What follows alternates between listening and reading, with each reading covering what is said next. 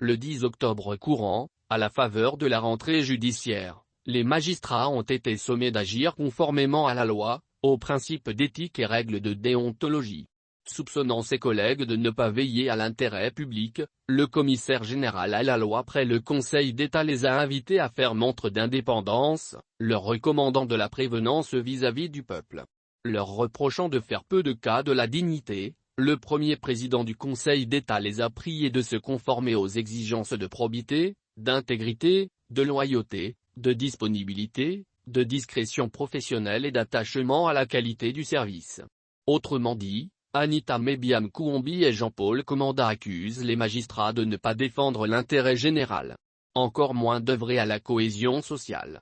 De même, ils leur font grief de prendre des libertés avec les règles et devoirs de leur profession. Comme une musique déjà entendue. En octobre 2021, le syndicat national des magistrats du Gabon SINAMAG avait enjoint ses membres de ne plus prendre des décisions aussi iniques, que préjudiciables pour notre société. Quelques années plus tôt, Francine Kéhan-Nzigué, alors ministre de la Justice, avait affirmé avoir vu des justiciables payer de fortes sommes à des juges pour obtenir des décisions en leur faveur. Faisant écho à ces dénonciations, le sermon de lundi dernier est une pierre dans le jardin de la magistrature. Décrivant une justice à la tête du client, il souligne l'existence d'un régime de l'arbitraire, contredisant le discours officiel sur l'état de droit. Quel état de droit quand de hauts magistrats font la leçon à leurs collègues sur la notion d'indépendance?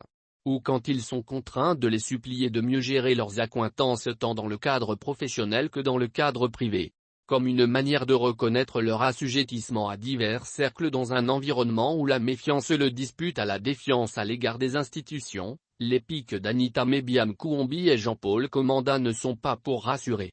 En condamnant la propension de ses collègues à se soustraire aux exigences de redevabilité, le commissaire général à la loi a posé le débat sur leurs responsabilités, leur demandant de méditer sur les conséquences de leurs actes.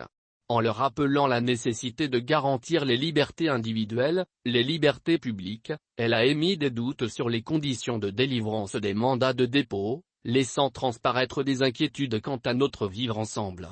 En les invitant à adopter un comportement respectueux de la loi et compatible avec la dignité, le premier président a pointé leur tendance à abuser des protections inhérentes leur statut, les mettant en garde contre la constitution d'une caste de privilégiés. De la part de hauts magistrats, ces récriminations ont quelque chose de glaçant. Surtout, au regard du public cible. Préjudiciable à l'institution judiciaire, cette scène ne surprend pas.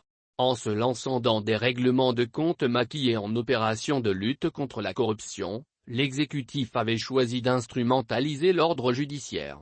Dans le même temps, il avait décidé de marginaliser l'ordre financier, quitte à l'appeler au secours en cas de besoin.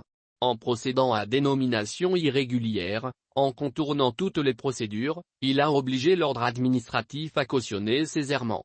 En acceptant de tout accompagner, tout justifier et tout couvrir d'un vernis de légalité, l'appareil judiciaire s'est mis en délicatesse avec l'éthique et la déontologie. N'en déplaise à Anita Mébiam Kouambi et Jean-Paul Commanda, l'ensemble de la magistrature s'est rendu coupable de manquements au devoir de sa charge. Entre fraude à la loi, manipulation de données ou de témoignages, collusion avec certaines parties, non-respect des procédures, violation du secret de l'instruction, les magistrats se sont laissés entraîner dans toutes sortes de combinaisons, s'éloignant de leur mission. En exigeant puis en obtenant le départ de Francine Kéhan-Nzigué, les magistrats s'étaient montrés peu réceptifs à la critique, vindicatifs et pas disposés à se remettre en cause. En portant cette revendication, le SINAMAG avait cédé à l'esprit de corps. Grâce aux réprimandes des conseils du commissaire général à la loi et du premier président du Conseil d'État, chacun peut maintenant se faire une idée de l'étendue des dégâts. Tout le monde peut prendre la mesure de la faillite de l'appareil judiciaire, rongé par la prévarication, la quête des privilèges et l'esprit de lucre. Comment parler d'état de droit dans un tel contexte? Jusqu'à quand les magistrats vont-ils s'accommoder de cette logique du pourrissement?